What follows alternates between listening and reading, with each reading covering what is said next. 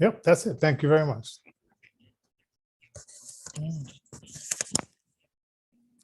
Thanks. All right, thanks. All right. Let's see. Good evening, Johnny. Hey, good evening. Did you get the show ideas for tonight? I sure did. Ah, yes. Yes, I figured since my wife was talking about that, and then they were also talking about it on the talk show, I said, well, that's the topic tonight.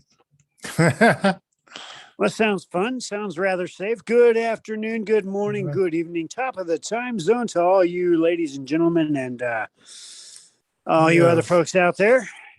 Yes, and we're asking the ever so troubling question, is Denver in decay? Nah. And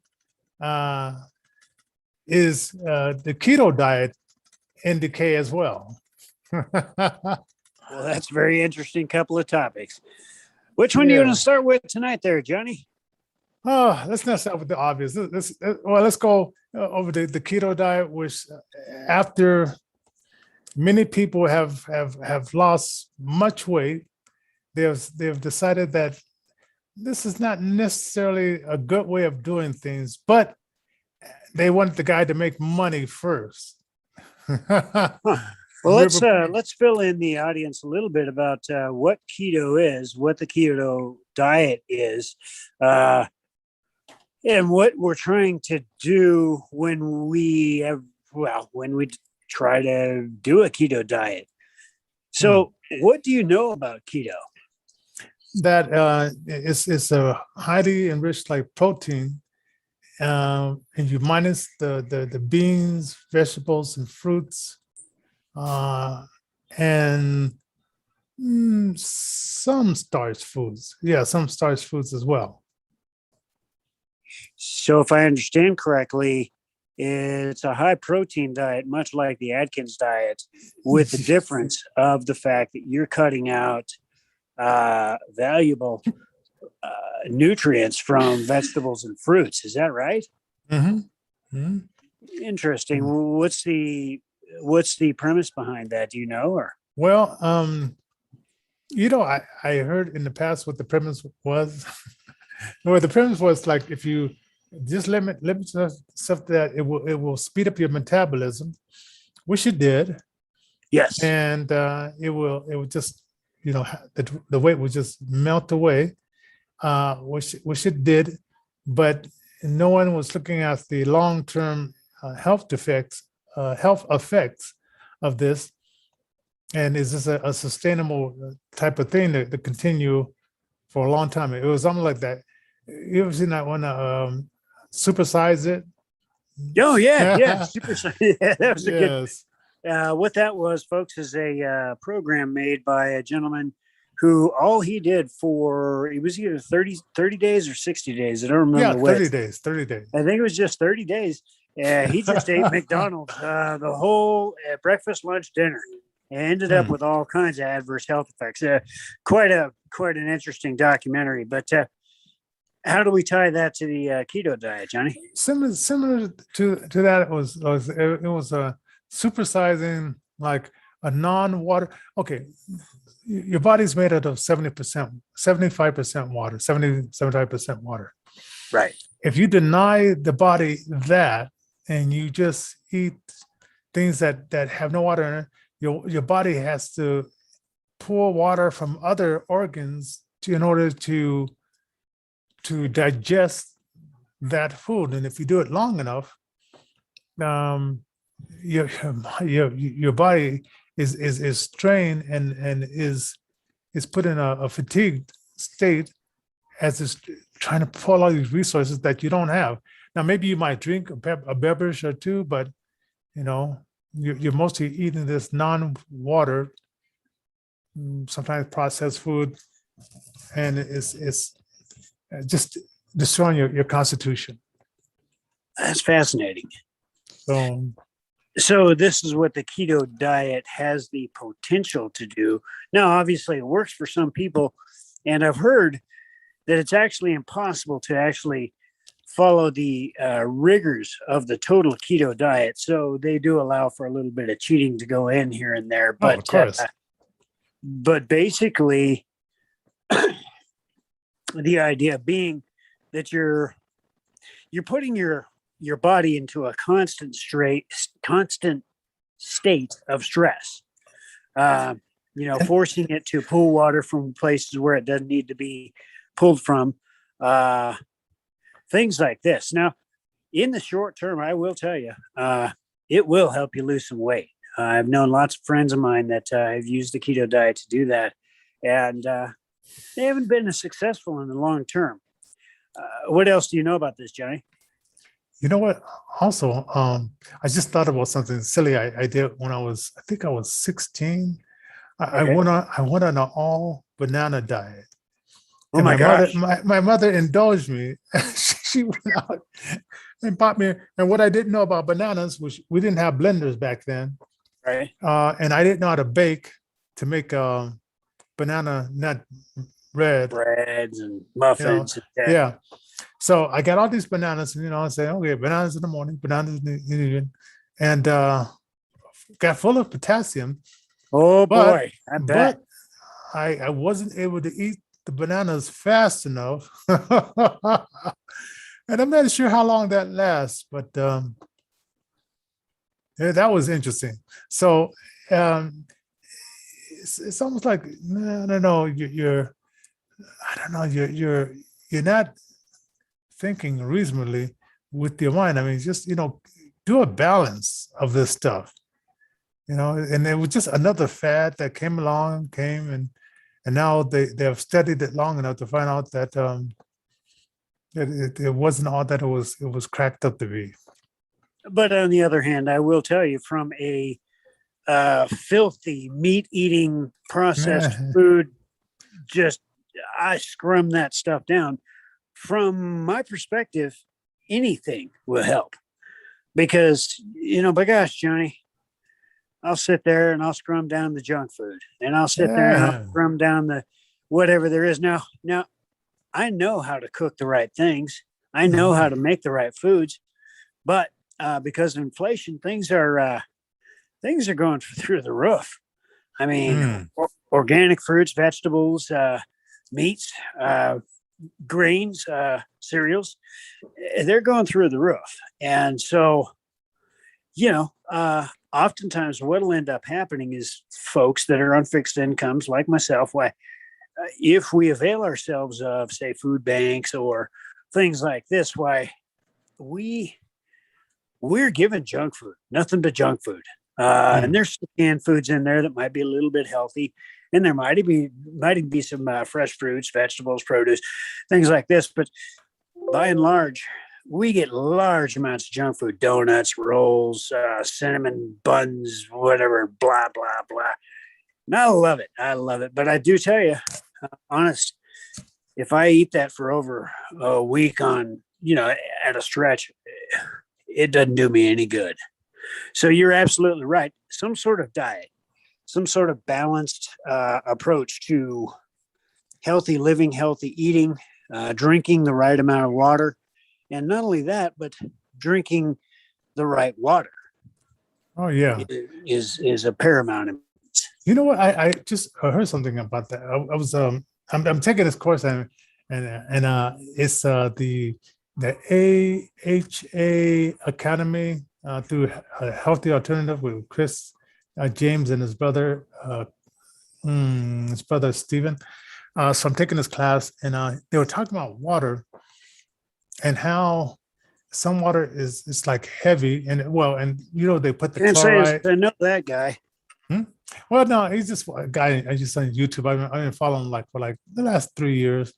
And normally, I look at that stuff, but I tried some of the stuff, and it's really interesting, and he's really did some deep dives into things like this. So he was talking about like water and how to bring your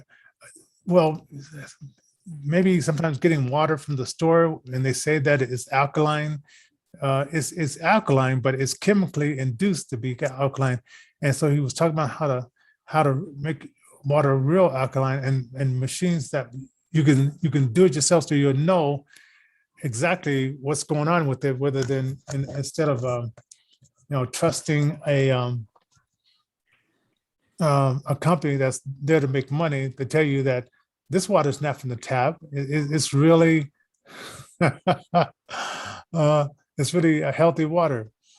And so, and then like of course you can get like rainwater. Oh, and then he was talking about like how water flows. I don't know if anybody ever told you, but nobody ever told me that when water flows naturally, it sort of like moves like a snake. Like, Yes. but when we put together these man-made ways of flowing, we don't make the water move that way.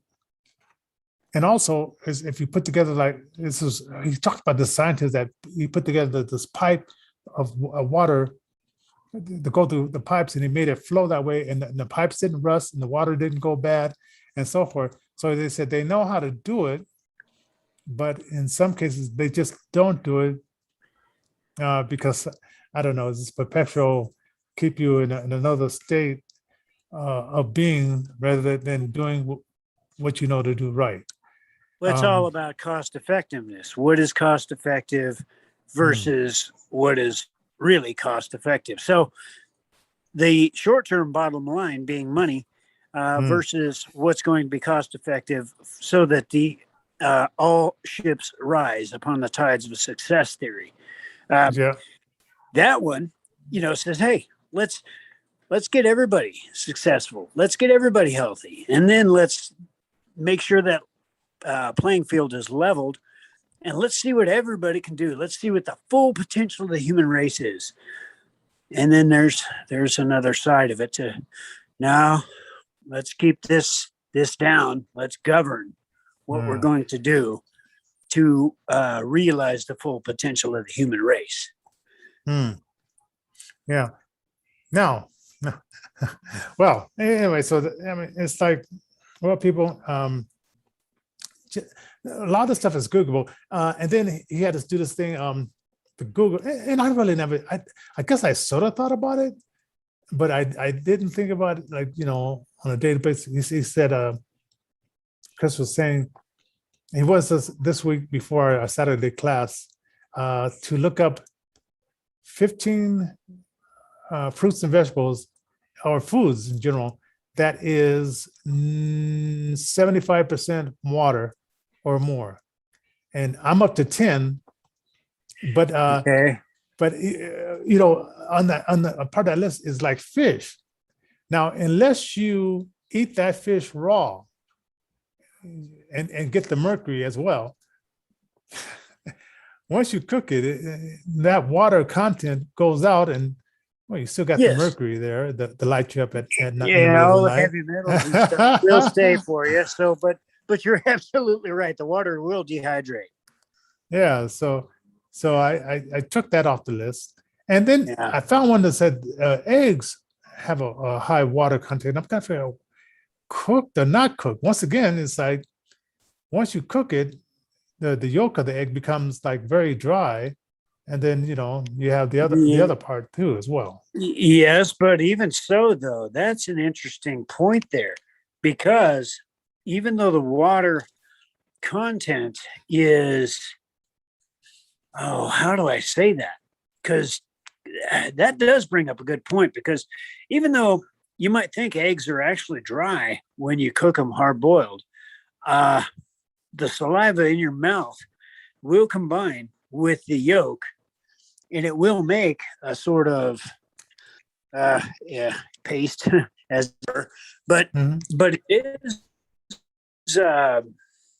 gosh, as long as you take small pieces of it into your mouth and whatnot, allow for the saliva to combine with that yolk, the water content is there. So scientifically speaking, that's absolutely correct.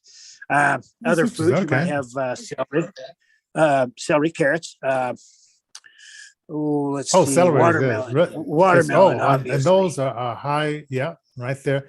And then this other one, which I think I've had it before. You ever heard of watercress? Yeah, watercress. There's another one. Now, does that look like celery or something different? No, I'm a blind guy, just like you are, and not that blind people shouldn't know what things look like, but I'm just not familiar with what that looks like. Yeah, I've heard of it, and I think when I went down to the farmers market, they offered it, and I don't know if I got one or not.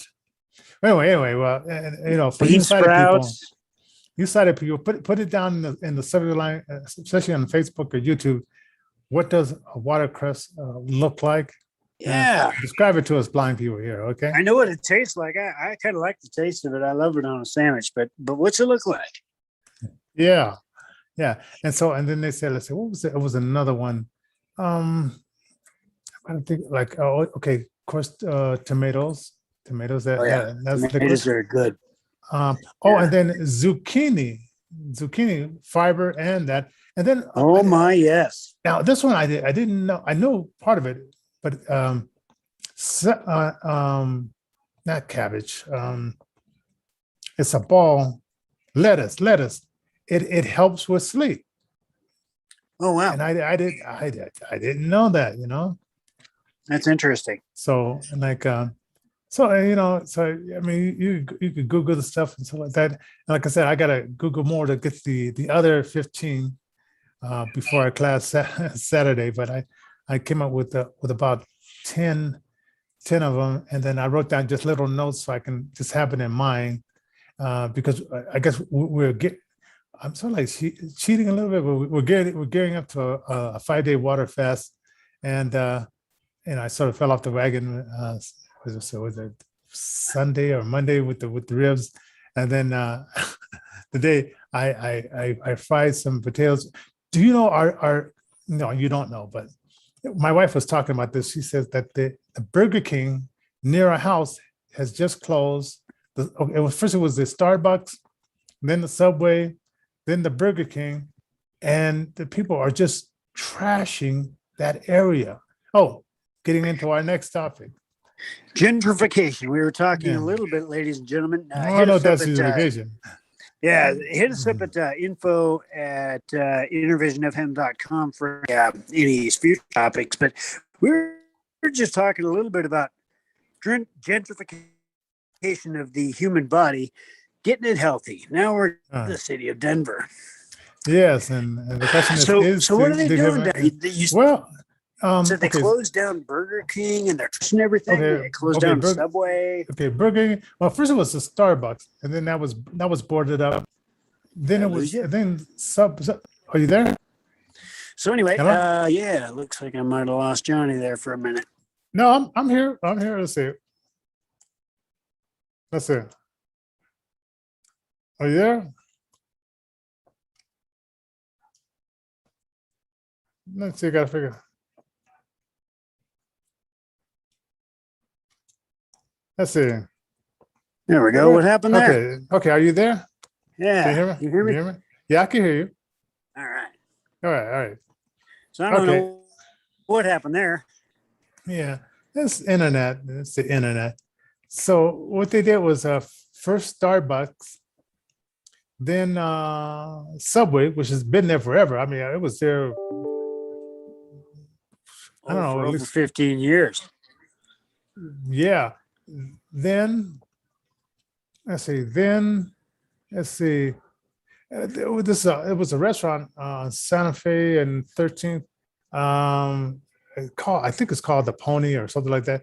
It was fenced up. Yeah, it was fenced up. Then graffiti. Then somebody tried to rip down the fence to damage the place more. I'm thinking, who are these people? Wow. I'm gonna think. And then if you go to Lamar Park, now they try to keep the park mostly like clean, but the people they bring the campers in there and they just throw the trash out the door. Now I'm thinking like, my mother had a camper. We went out camping, and we were always taught whatever trash you bring in with you, you take it out.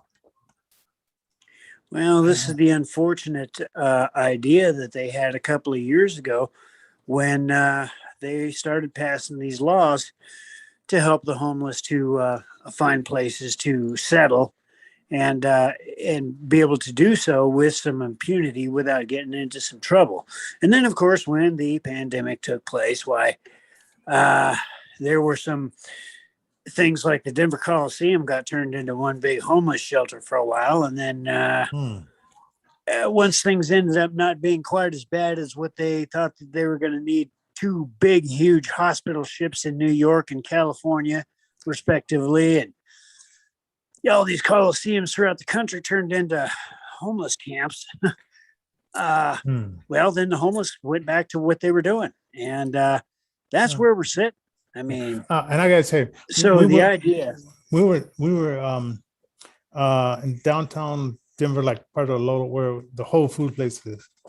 I was just sitting there eating soup and stuff like that. My wife says there are rats running across the little grass field there. I'm thinking like, what's going on? My golly, but that's part of why they're closing down Civic Center. But I mean, that's been going on for a long time because of the rat infestation, and also let's see what else was running around, and and some of the all the needles drops.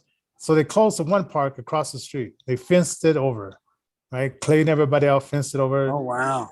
Giving it a chance to breathe. Holy smoke! And then, as you know, the Taste of Colorado was moved to downtown Denver. Yeah, it was moved to downtown Denver proper. Whereas they used to only, what did they would cordon off a couple of blocks, like from 14th to Colfax to about 16th, 17th Street, somewhere around there. Yeah. So where'd they move it to? They moved it to, let's see, from Arapahoe down to, let's see, what's that street called? Glenarm. Basically like that whole, pretty much up to, let's see, what's that the Rock Cafe, that which is on Welton Street. Hard Rock Cafe. Hard Rock Cafe, and as I was telling you, they had the long lines to get food and stuff like that, very high priced food. Then if you went to the restaurants, they had 45, 70,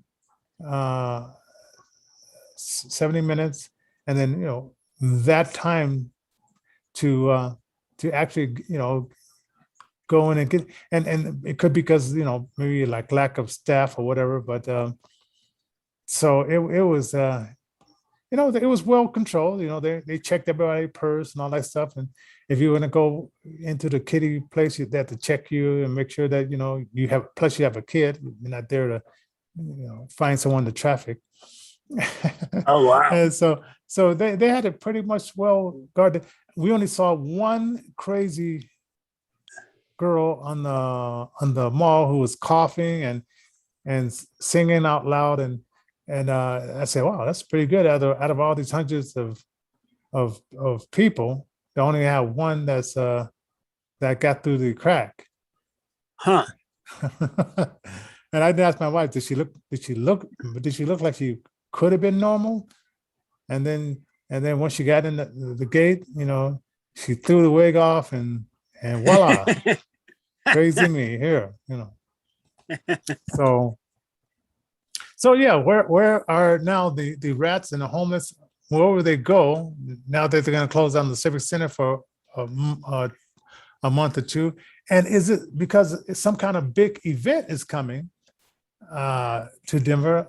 I heard the Lion King and what was that sort of like was a political musical. Hamilton is coming to town. So is it because they're bringing those to town? They want to clean it up just in time for that. And then, of course, the Christmas, see, what is that called? The Christmas festival, German festival. They moved it to the Civic Center Park. And, yeah. So who knows why they're they're doing this other than what they say they're doing it, because sometimes they say, look over here, and they're really doing something over there.